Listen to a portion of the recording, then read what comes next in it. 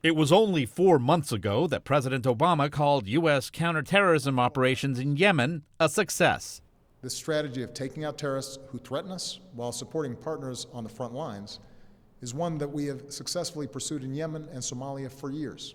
The U.S. had achieved some success in battling al-Qaeda and the Arabian Peninsula militants through drone strikes that were authorized by Yemen's President Abdrabbuh Mansour Hadi.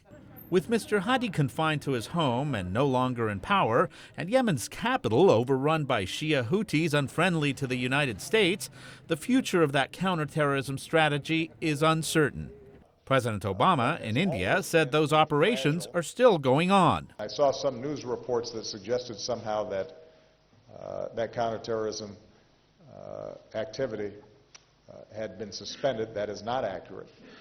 We continue to go after high-value targets inside of Yemen, and we will continue to maintain the pressure that's required to keep the American people safe.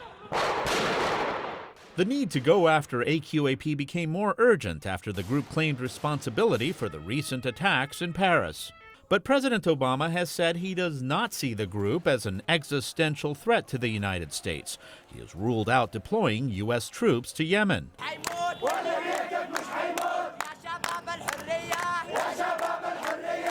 The instability in Yemen is a headache for the administration, which is now having to revise a strategy that Mr. Obama says cannot be neat and simple. We'll continue to try to refine and fine-tune this model, but it is the model that we're going to have to work with because the alternative would be massive U.S. deployments in perpetuity, which would create its own blowback and cause probably more problems than it would potentially solve. While the Houthis are hostile to the United States, they do have something in common with Washington.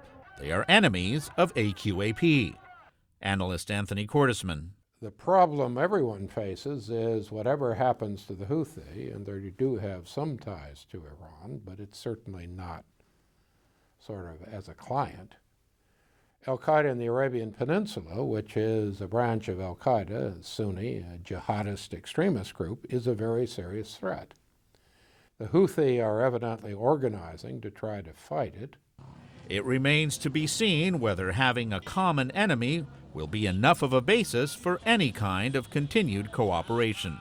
Luis Ramirez, VOA News, at the White House.